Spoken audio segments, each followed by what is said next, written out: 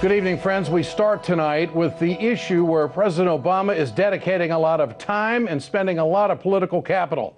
It's another trade deal. The president is going against his own party by selling two enormous trade deals on two different continents. President Obama is asking the British people to stay with the European Union, citing the benefits of this pending trade deal. TTIP, as it's called, is being met with strong opposition in Europe. Manila Chan has the story tonight. The 13th round of U.S.-EU negotiations, also known as the TTIP, is happening right now in New York City. TTIP, or the Transatlantic Trade Investment Partnership, is the trade deal the Obama administration is pushing, a deal as a companion to the TTP, citing that it would be a free trade agreement between the United States and its allies in the European Union. Earlier today, President Obama appeared with German Chancellor Angela Merkel to appeal to the German people, who appear to be against this deal, in spite of national leaders promising this deal would bolster each respective economy about $100 billion in each direction. Still, across Germany, massive protests like this have sparked hotter and hotter with each progressive closed-door meeting between world leaders. Trade unions in Europe upset that this deal would benefit the U.S. but would tear down safety measures for those in the EU and largely only benefit big corporations. Economists across Europe comparing this to NAFTA, which ultimately led to the loss of almost 1 million jobs in the States shortly following its implementation in 1994. Even using the same line that we've heard from American economists on the TTP deal, with Asian nations calling this a race to the bottom. Regulation on everything from toys to cars to beef and pork, all a part of the TTIP. To be more specific, the deal would deregulate nearly every area of trade, and this is what Europeans are afraid of. For example, at present, the EU bans the use of hormones on their cattle meant for human consumption, but should the TTIP go forward, corporate farms would be able to follow suit as they have in the U.S. and begin to treat their livestock with hormones and other drugs. Critics also say that this trade agreement might be used as an excuse for the so-called Brexit, making at least 3 million Europeans who have signed a petition against it very uneasy. In Washington, Manila Chan, RT. Every trade agreement the United States has entered into has cost American jobs. The Europeans fear the same outcome despite the administration's forecast of job creation. President Obama made the pitch during a press conference Friday with Prime Minister Cameron. We talked about promoting jobs and stronger growth through increased transatlantic trade and investment so that our young people can achieve greater opportunity and prosperity.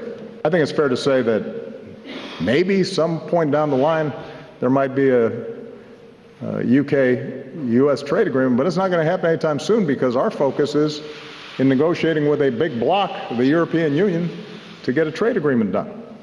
And of course, a large number of these Europeans are in Germany, where Barack Obama is visiting and showing support to Chancellor Angela Merkel and the TTIP.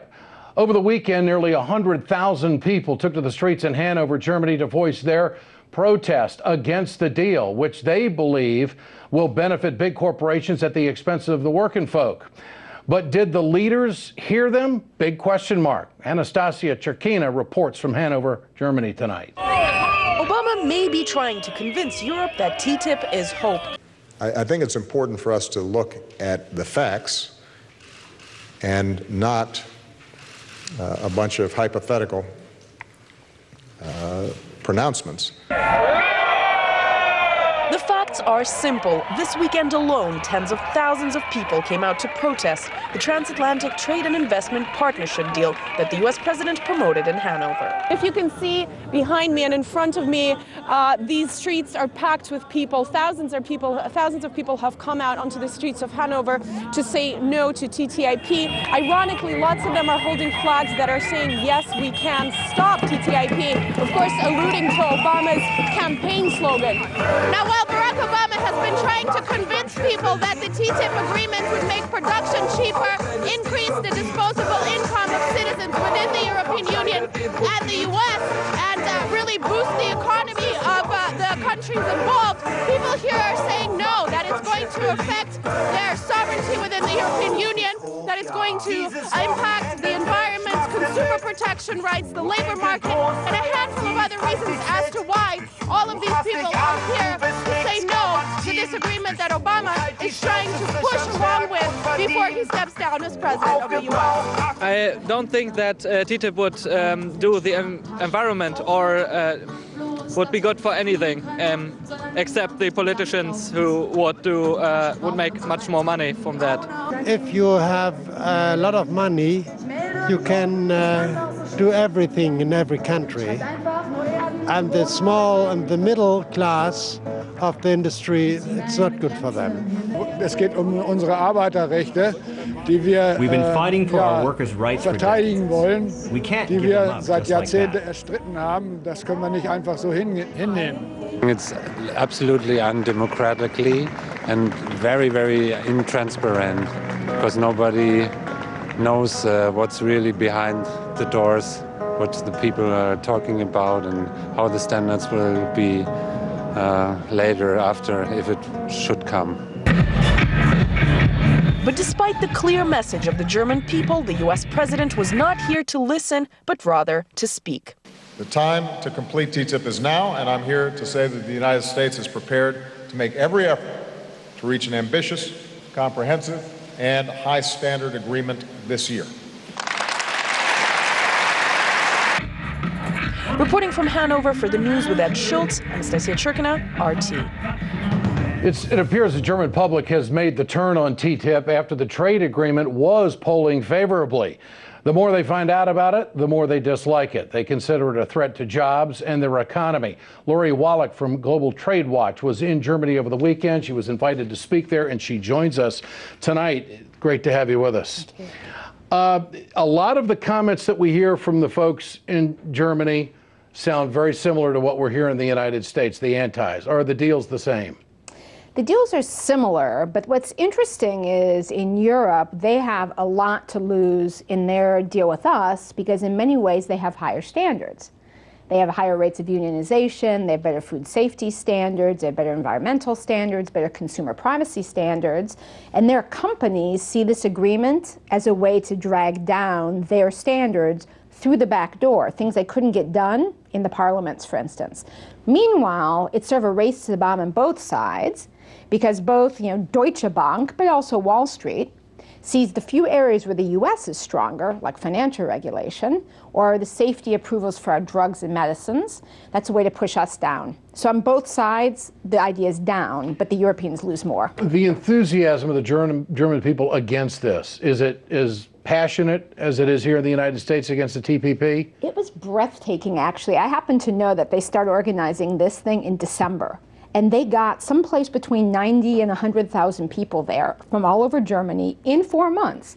And walking around that crowd, they were furious, they were informed, and they were intending to stop this. They knew the deal. They had studied it. Well, I had this amazing experience where after I had spoken, and I spoke partly in German, some little old ladies came up to speak to me in German, and they said, you gave a good speech, but do you know about ISDS? They said in German, standing for Investor State Dispute Resolution. So they're using a bizarre US acronym many English speakers don't know, to describe these corporate tribunals that would be in TPP and in TTIP that would allow big companies to rip up our laws and raid our treasury. And they're just grandmas. Where does Merkel stand on this? She loves it.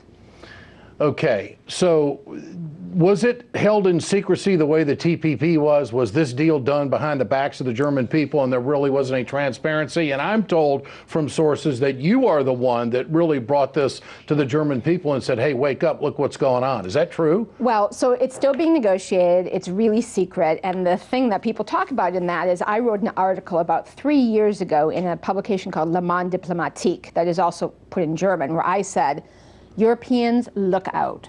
Here is what this is about. The TPP is ahead of the curve on this. Pieces have leaked. This is a preview of coming attractions in the TPP. It is a horror movie. And be warned that nothing good is going to come out of the agenda they're approaching on TTIP. And the jargon, the salesmanship sounds the same. $100 billion put into your economy. Is that true? It is true, and it's the same sort of gimmick. So one of the things that I did at this speech is I said, do people understand what $100 million or $1 billion even is in the context of what this agreement would do after 25 years in an economy as big as the US, the EU? It is 1/2 of 1% of better growth after 15 years, Quickly, which is a rounding error. How do the German people feel about President Obama pushing this so hard? Well, what's so interesting is the last time that President Obama was there were huge protests on the street in support of him, in favor of him, to celebrate him. And so a lot of the signs that were out there, a lot of printed signs, said things like, President Obama, you've broken my heart. 3 years ago, I was here to cheer you. Now I'm telling you, stop the TPP. Lori Wallach, Global Trade Watch. Great to have you with us tonight. Thanks so much for joining us.